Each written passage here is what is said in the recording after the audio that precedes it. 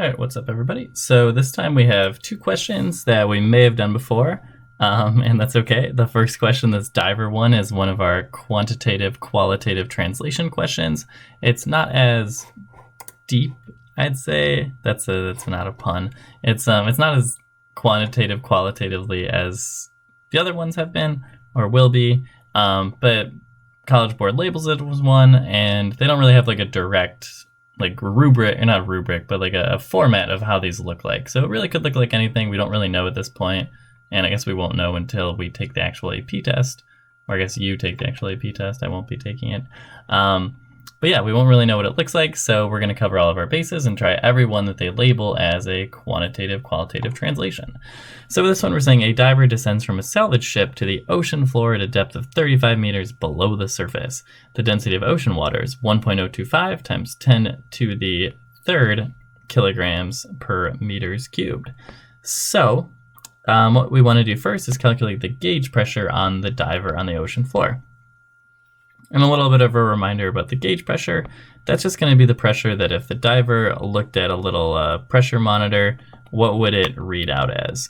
And this is going to be pretty much us saying, yeah, there's atmospheric pressure above the surface, but we don't care about that. We just care about the pressure from the water, this additional pressure. Because if you're the diver down here, you're like, oh yeah, I'm diving. Cool.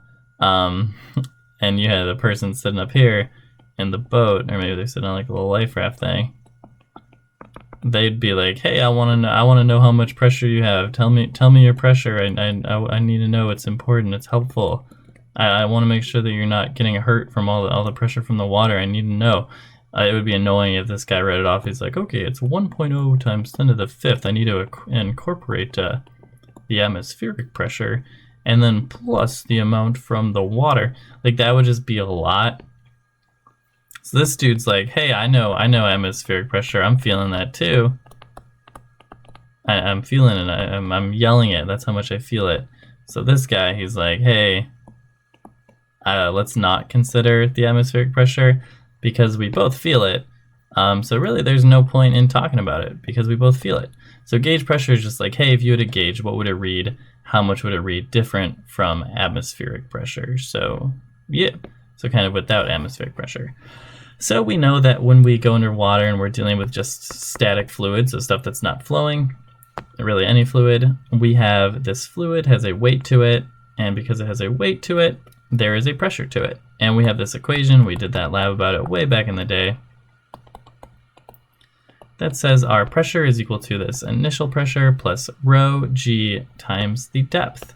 In this case, though, we're not going to have any initial pressure because that would kind of be like the atmosphere. So it'd be like, hey, we're starting from this point at the atmosphere plus the pressure from the weight of this column of fluid.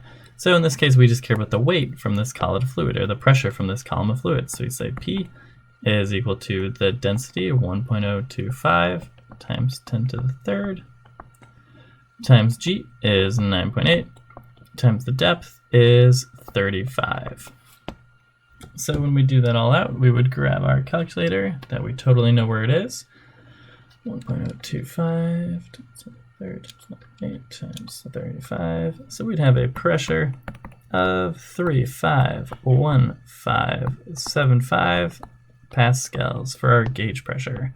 And then absolute pressure, we kind of just talked about it, but that's going to be the total pressure. So this person is feeling that 351,575 pascals from the water, but they also have a pressure from the atmosphere. So the atmospheric pressure, so you can just say plus. So we can really just say our total pressure is going to be atmospheric pressure plus 351,575. Oops. So our total, I totally could have done that. 451,575 pascals. Cool. All right, the diver finds a rectangular aluminum plate having dimensions 1 by 2 times 0.03. A hoisting cable is lowered from the ship, and the diver connects it to the plate. The density of aluminum foil is 2.7 times 10 to the third kilograms per meters cubed. Ignore the effects of viscosity.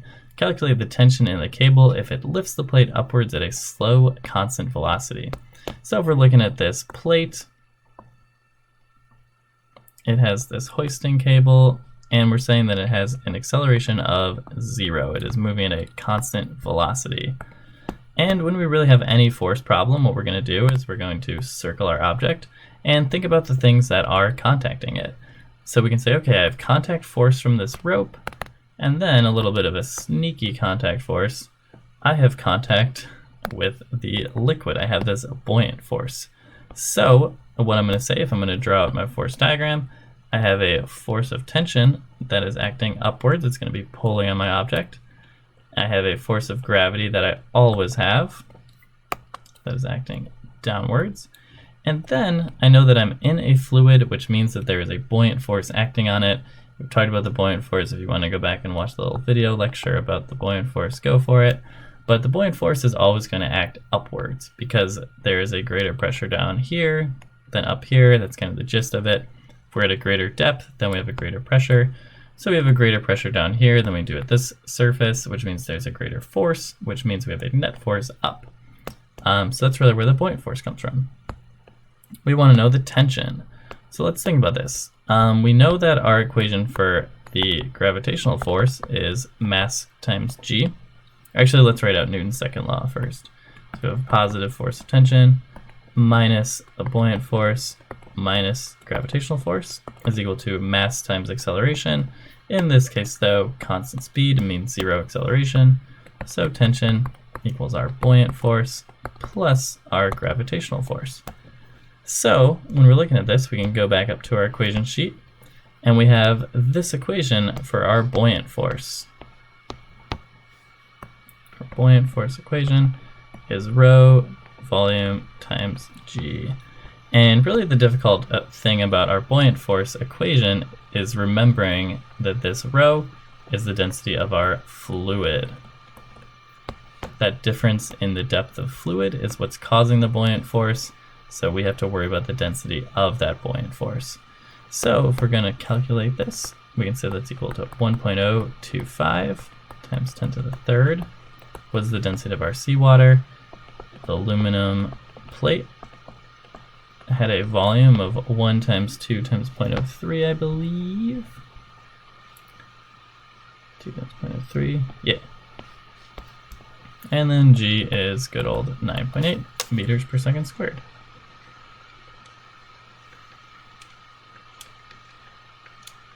So our buoyant force is a nice 602.7 newtons. All right, so we have our buoyant force. Now we need our gravitational force. And we said earlier our gravitational force is going to be m times g. Only problem is we don't know the mass. But we do know that we have this equation right here that tells us our density is equal to our mass divided by our volume. So m is equal to rho times the volume. So I can replace that down here.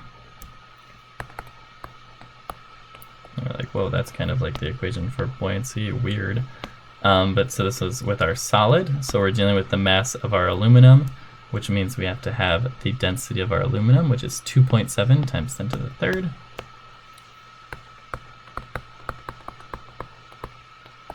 And then our volume, 1 times 2 times 0.03 times the 9.8. When we do that out, we get 1587.6 newtons. And now we can plug into our equation and say the force of tension, oh sorry, buoyant force is up. I don't know why I did that, my bad. So our buoyant force is pointing upwards, so it has to be positive. That's my bad. Yeah. So then in our equation, if we want to solve for it, we'd say Fg minus the buoyant force is equal to our force in tension. So Ft equals 1587.6 minus 602.7. We get a tension force of 984.9 newtons. Cool. All right, will the tension in the hoisting cable increase, decrease, or remain the same if the plate accelerates upwards at 0.05 meters per second squared? So if we're looking at that, we got our same force diagram. And what we're looking at here is we're saying, well, now we have an upwards acceleration. We have a net force that is in our positive direction. And if we're thinking about this, well, really, what forces could change? Our gravitational force is not going to change because it's just m times g. Mass isn't changing, g isn't changing. Our buoyant force is rho vg. The density of our fluid isn't changing. We're still submerged, so our volume's not changing, g isn't changing. And if we want to have an upwards net force, I guess that means that the tension is really the only thing that could increase. So if we're looking at this force diagram, in order to have a net acceleration, we need in order to have an acceleration, we need a net force in the direction of that acceleration. So if we want an upwards acceleration, we need an upwards net force. And the only way to do that is by increasing the tension. So I'm not going to write that out. That was kind of a verbal explanation. But I'll say A up, force T increase, and then pretty much FG and FB can't increase. So more so listen to those words. That's not a great written explanation, but I felt like I did a good verbal explanation, so I'm not going to type it. And then finally we have, later the boat is floating down a river with the current heading for a town. The river has a width of 60 meters and a constant depth and flows at a speed of 5 kilometers per hour. Partway to the town, the river narrows to a width of 30 meters. While its depth remains the same. Calculate the speed of the water in the narrow section. So this is a kind of weird situation, but really all that we're looking at is a conservation of mass idea. We're using our continuity equation. We're saying even though the area changed, the area of this, the river, even though the area of our river changed, we still have to have the same volume flow rate. All of this water over here has to be constant over here because mass has to be conserved and we're dealing with the same density fluid. So we're really just looking at a continuity equation that A1 V1 has to equal A2 V2. So here we have an area, and when we think about the area, we're really thinking about our cross-sectional area. So this is kind of a misleading drawing, but we're really just looking at cross-sectional area. So if we kind of extrude this out, it's not the best, but whatever. So we extrude that out.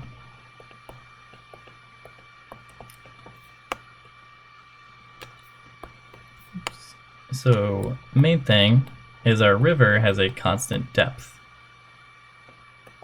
So the depth here is equal to the same depth here. So if we're looking at that area, at this point we have height of 60, depth of something. This one we have a height of 30,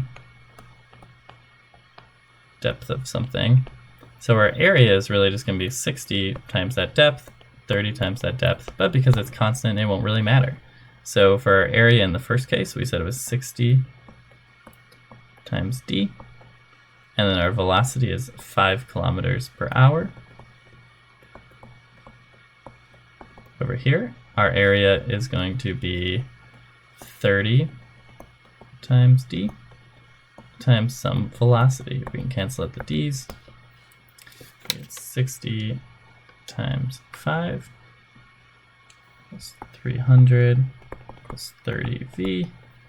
So then our velocity is just going to be 10 kilometers per hour. We plugged in units for velocity of kilometers per hour, which means we get units of kilometers per hour out, and it's probably okay to leave it in those units. All right, so that's the first question, and then we're going to move on to the second one.